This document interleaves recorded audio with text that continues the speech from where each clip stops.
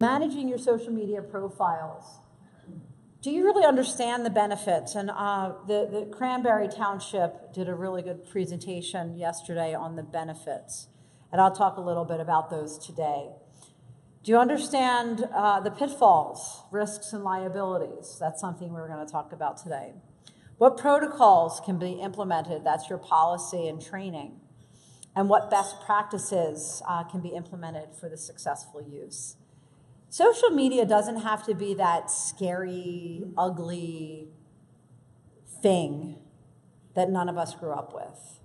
Like I said, when I was in law school, I didn't have a cell phone. Anybody remember the big bag phones? Okay, so I'm a third-generation lawyer, and I'm an only child and a daughter of an Italian dad. I got the big bag phone in my car. I'm like, Dad, what am I supposed to do with this? He's like, anywhere you drive, you will have this phone with you. And if you have an emergency, you can call 911, right? 2 weeks later, I was nearly carjacked. Not joking.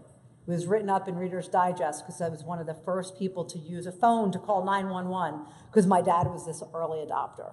Kid you not, they were prosecuted, in fact, and found guilty. So it's so interesting, though, when I tell my kids this story and they look at me like I'm nuts. A bag phone? It kind of was bigger than my handbag, so it's interesting. So where do we begin? This is an overall view of what we're going to be talking about in terms of the social media planning. So when you go back, if you download the materials, this particular page is going to be very useful to you because it has all of the information in it. So if you go to put together a social media strategy and policy, also known as a content marketing plan, this is all in one place. So determine your goals. What might any one of your organizations want to accomplish using social media? Anybody? Getting the right story out. Yes, getting the correct story out. Absolutely. Yes?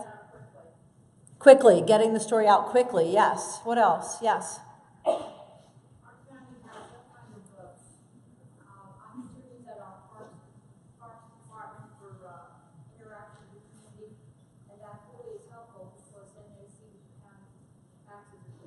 So getting people to interact in the community, like volunteerism type things. They're like flying kite day. Oh, okay. So your events, getting people to participate in the community events. Excellent. What else? Getting help from people in a police investigation. Police investigations, absolutely. Getting help from the community. Lost dogs. That was one of the examples yesterday. I see that almost every day. Road closures. How many of you have pothole issues right now? $990 later when my daughter hit a pothole on one of our roads 2 weeks ago. These are the things where, just this week alone, I've been back and forth to visit with my father-in-law, and every day, one of the roads has tree service, pothole service. Oftentimes, I'm able to, if it's right within my township or county, I'm able to figure that out before I head out, so I can take different roads. But this is really helpful stuff, right? It makes people's lives easier. You might be looking for some new talent. We talked about that a little bit. And what are the business goals? Your business goals are different than social goals. You might need to raise taxes next year. You might want to start to get community buy-in. People are more likely to buy in when they understand reasoning. So you can use it to communicate needs and things. So there's so many different ways. So understanding what they are. And this just goes through many of them. Brand awareness, citizen participation, we heard. Crime watch, customer service. It does increase trust and confidence in your community. Because, we live in such a transparent world now that when you're not communicating, people think you're trying to hide. And one of the things that municipalities has to overcome, all of them have to overcome, are issues of trust. And we know that. We know that. We know that there's still this idea of, oh, you know, it's Big Brother, or oh, it's all an all boys club, which is the way it used to be. And, you know, there's all those things that we've heard, and, oh, well, they're just going to decide the way they're going to decide no matter who shows up. I know you've heard that. I've gone to township meetings. I've gone to school board meetings. I've seen this over and over and over again.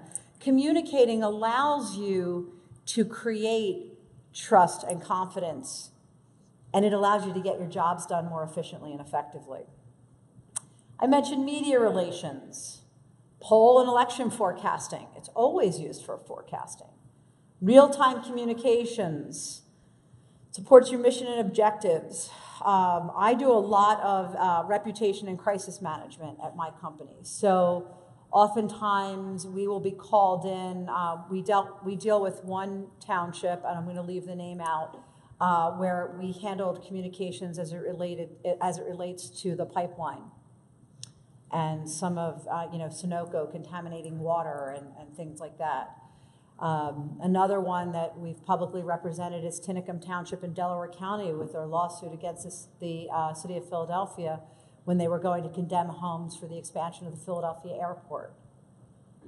They didn't have a social media plan back then, but we got them engaged there.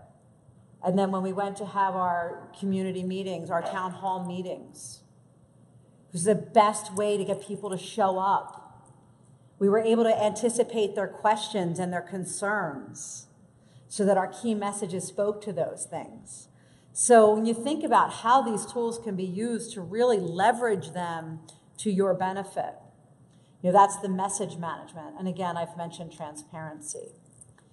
So has anybody conducted a social audit, a social media audit of what's going on in your community? I purposely use the word audit with this audience, as opposed to assessment. In other audiences, I say assessment because they hear audit and they run out the door. So understanding who your target audience is. And your target audience may differ by message.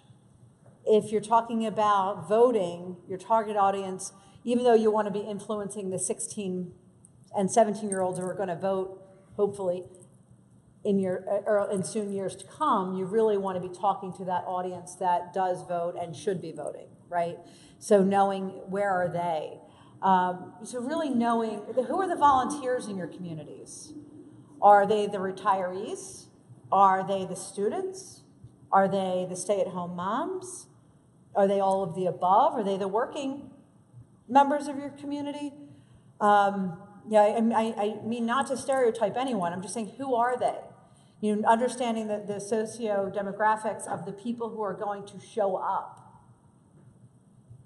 That data, I mean, this is why we're fighting with Google and Facebook, because they have data. And that data matters. Then the other question is, who's engaged? It's not just who's the audience, but who's actually there.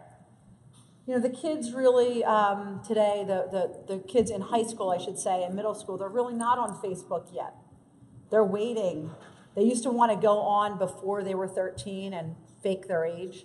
Now they're like, oh, no, I don't even want to be on there. And then they're like, oh, I have to be on there because I'm going to college and I need to connect with people. So where are you reaching the youth in your community? Snapchat. It's the bane of my, I still haven't figured it out. By the way, they created Snapchat so that those of us of the older generations can't figure it out. I'm not joking. They created it because it's not linear. We think in a very linear fashion. Today's youth do not. They weren't raised to think in a linear fashion. So where we read, left to right, top to bottom, and so when we look at things on a web page, for example, we read the same way. Kids don't. It's like they go this way, that way, and they can figure it out. And I just sit there going, are you kidding me? Right? But it's interesting because that's why these tools work for the younger generation and not us. And there were studies done on that. So it's interesting. But who's engaged? Where are they? What protocol do you have and you need? And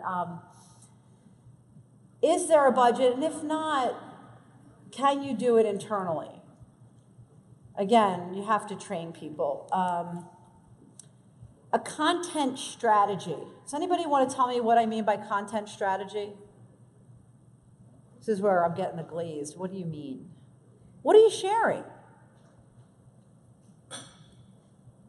What is the content of what you're sharing? Are you sharing that, hey, next week is Flag Day, come out and join us for the flag raising? It's Veterans Day, it's Valentine's Day, we have a community event, we're doing a road cleanup. All of those things are content.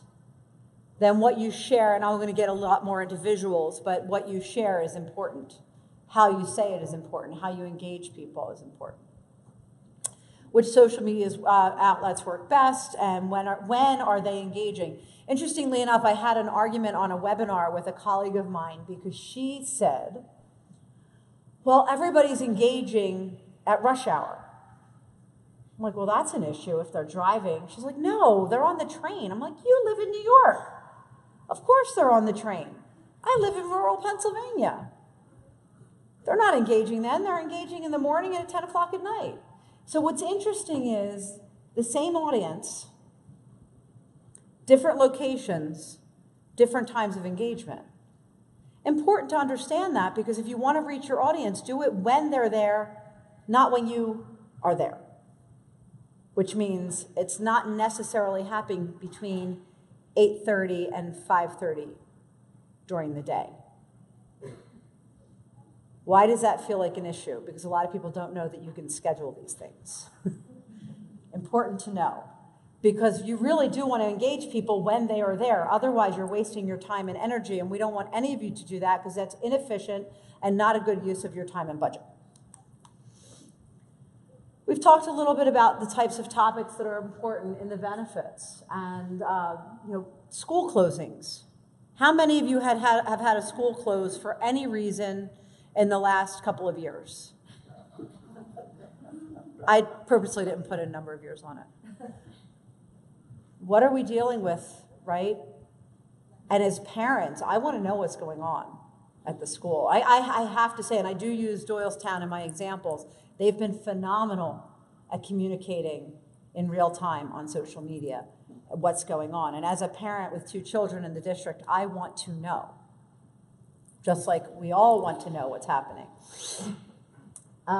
Employment applications, so much easier to disseminate job openings, especially if they're not just for internal promotions.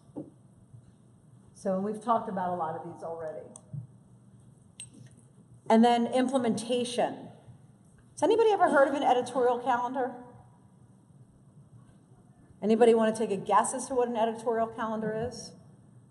So an editorial calendar is similar to that idea that I said earlier. What are you sharing? So you can actually schedule in advance everything but the things that are immediate, like the things we call evergreen. Holiday events. You have a municipal calendar a year in advance, I'm sure. There's something you can schedule for every single thing on that calendar.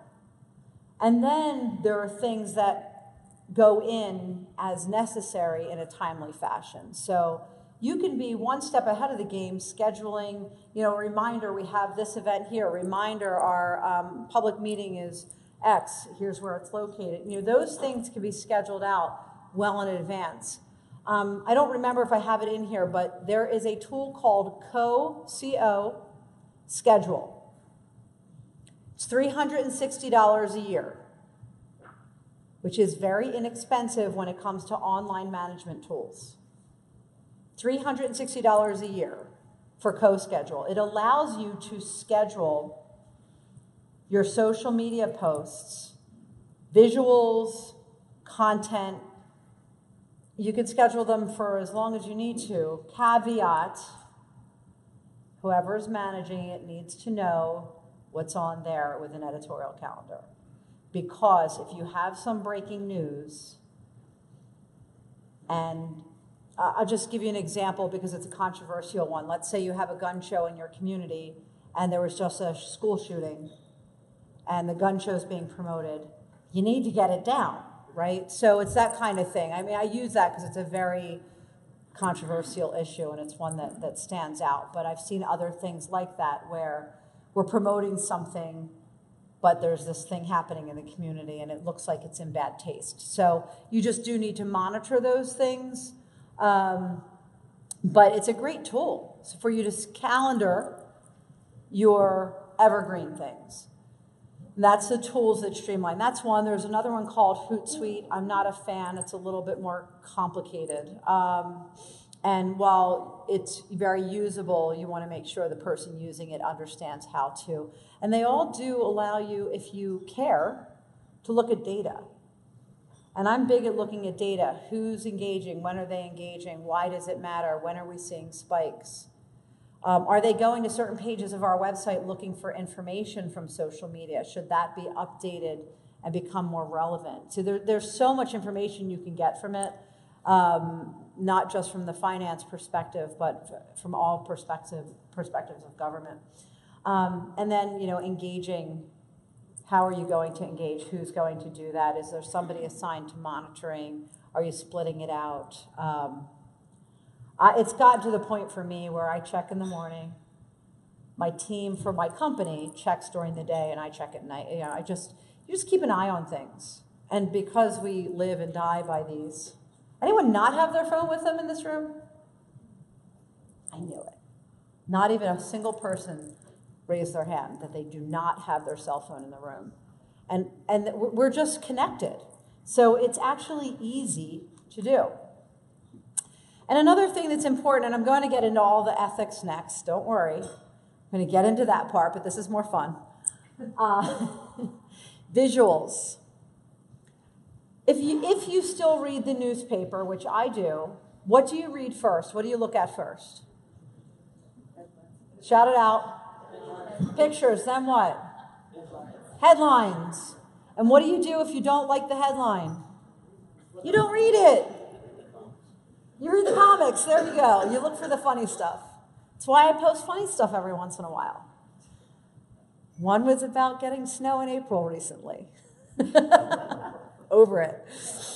So images, videos, those types of things are much more engaging to people. I'll give you an example. This little device here that I'm pointing at is called a Mevo. I'm recording my presentation. I will decide if I want to take small clips and use it on social media to educate people, right? I can reuse content. So when you have presentations at the municipal level that are of value to a larger audience, especially when you can't always get people to show up, I'm guilty. I don't go to a lot of township meetings. It's kind of hard to do when you're raising a family and running a business. But I like to see what's going on, and I know that they have the government access channel, but I can't always watch it when it's live. So, it's getting that information when I can get it. So it's making it easier for people. So you want to think about ways to do that, and visual is the number one way. We all read visually. I never read a headline that doesn't interest me. Like, whatever, move on, right? I look for the things that are engaging or that I care about.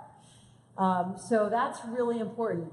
94% equates to almost double the views and boosts when people when they have something visual to look at. 94% higher. So it's just fascinating to me. And for instance, on Twitter, tweets with images receive 150% more retweets. Anybody on Twitter out of curiosity? So I'll tell you, at a conference like this, if you wanted to be sharing information, I was just at a national conference in New Orleans 10 days ago where I spoke on content marketing. We had a hashtag. Does anybody not know what a hashtag is? It's okay. I would say it's the pound sign and some words or letters all in a string that when you go on to any social media platform, it allows you to search all the content relevant to that. So it could have been hashtag GFOAPA, did I get that right? GFOAPA 18, which would be a conference type hashtag. And if people were sharing information, whether it be, come to the XYZ dinner, or thank you to, I can't read who the sponsor is of the breakfast. Central Region for sponsoring breakfast, or information that was shared in different programs because somebody may have had to step out and really wanted to get some information. I can tell you at LMA, Legal Marketing Association 18, we had over 6,000 tweets, original, 6,000. It was a conference, went for 4 days. The content was incredible. And I actually, many of us, because this is what we do for a living, read the feed because we had tracked programs. So if I couldn't be in this one and wanted to be in this one, I could still get that information from that other program. It's fabulous. Connected with new people, actually met one person who's now a prospective client who I met using this tool. So it's really interesting how you can use it even outside of what you do for thought leadership in your roles serving your municipality. So it's something to be aware of. The average internet user spends 88% more time on a website with video than without. How many of your websites have any sort of video on them? 1, 2, 3, 4, 5, 6, 7, 8, 9, 10. Great. I'm going to say that this is a great opportunity to think about what you could be doing within a very low budget. I'm taping this right now. I bought the equipment. It's hooked up to my iPad. I can then edit it and use it however I want. It's not costing me anything to do that. So think about that. Video content can increase the chance of front page Google rankings by 53 times. You're probably not as concerned about SEO. You're going to show up when they search for your municipality, your website. However, if you want something on there to show up, it's important to know that video will help increase participation. 88% of the world's internet traffic will be video by 2019. Anybody watch anything on YouTube? Amazon Prime? Yeah. Your Xfinity Live? Netflix? These are all words that none of us knew just a few years ago. I'm very close to getting rid of our cable at home. Nobody, well, my husband will kill me because we have to watch NFL, but that's a whole other thing. Thank you. It's so interesting, though, because it really is. Everything's video-driven, and the millennial generation is learning by video. That's where they go. How many of you know how to teach new math? How many of you have kids who had to learn new math? How many of you Googled new math to complete a task to help teach your kids? These are the types of things that we have to think about. It's video, right? I Google everything. Google as a verb. And it always comes to a video. How do I set my Outlook to do X? It's there, I guarantee you. How do I update my iPad? Right? There you go. Oh, Siri picked you? Oh, that's funny. I have my phone here. I don't want Siri to start talking to me. But it's interesting because video is really an important tool now. And there's so much we can do about it. 65% of people visit a website after viewing a video.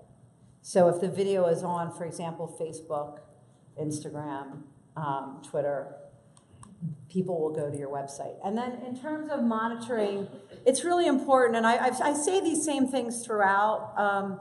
It's important to monitor and adjust your message. If people aren't engaging for some reason, is it the message or is it the audience? You're getting to know that, understanding why are they not engaging, how do you want them to engage, how is that content performing? It does matter. If you're trying to get a community vote to pass, it matters. I guarantee you, I have personally influenced the way people vote because they've asked me questions on Facebook. What does that Supreme Court decision mean? If they do this, how will it affect that? People read this stuff. And they do care because, as you know, when we get into the voting booths, we have no idea what those questions mean half the time. And if it affects your community, you need to educate people about those things, and this is one of the best ways to do it. And don't think they're reading the newspaper either. They're reading them online. More of your traditionalists and your baby boomers are reading the newspapers still, but they're also going online. Largest growing audience. So it's important to know that you can be influencing what you need to happen in your communities in a positive way by educating people. And then always refining that plan. Thank you.